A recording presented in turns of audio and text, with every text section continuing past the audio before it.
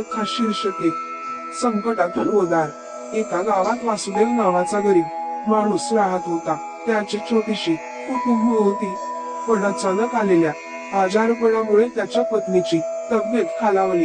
Doctor आणि औषधांसाठी त्याच्याकडे पुरेसे पैसे नव्हते. एक दिवस त्याच्या गावात स्वामी समर्थ येणार असल्याचे कळले.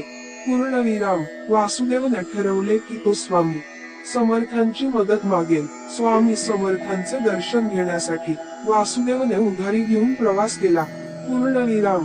गर्दीतून मार्ग काढत तो स्वामींच्या चरणी पडला आणि रडत आपली कहाणी सांगितली.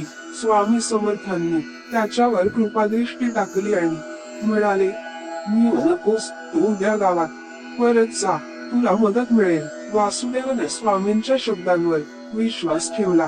गावात परतल्यावर त्याचा एक जुना मित्र, जो दूरच्या गावात मोठा व्यापारी झाला होता, त्याला भेटायला आला. त्याने वासुदेवची परिस्थिती समजून घेतली आणि त्याला आर्थिक मदत केली. वासुदेवच्या पत्नीची योग्य उपचारांनी तब्येत सुधारली आणि त्याचे आयुष्य पूर्ववत झाले. वासुदेवने जाणले की स्वामी समर्थांनी त्याला संकटातून बाहेर काढण्यासाठी मार्ग दाखवला होता. त्याच्या मनात स्वामी समर्थांविषयीची श्रद्धा आणखी दृढ झाली.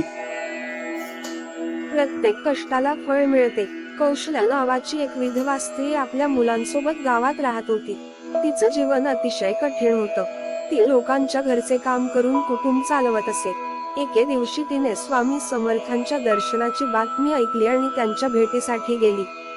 स्वामी समर्थांनी तिची व्यथा ऐकली आणि म्हणाले, "तू उद्यापासून गावात एका मोठ्या झाडाखाली रोज एक वेळ प्रार्थना कर." कौशल्याने स्वामींचे वचन पाळले. काही दिवसांनी तिथेच एका दानशूर व्यक्तीने मोठ्या धान्याचा कणिका लावण्याचा विचार केला. तो कौशल्याच्या प्रार्थनेसाठी त्या झाडाखाली जात असे आणि तिच्या मेहनतीबद्दल जाणून घेऊन त्याने तिला कामावर ठेवले. त्या कामामुळे कौशल्याच्या आयुष्याला स्थैर्य मिळाले आणि ती मुलांच्या शिक्षणाची सोय करू शकली.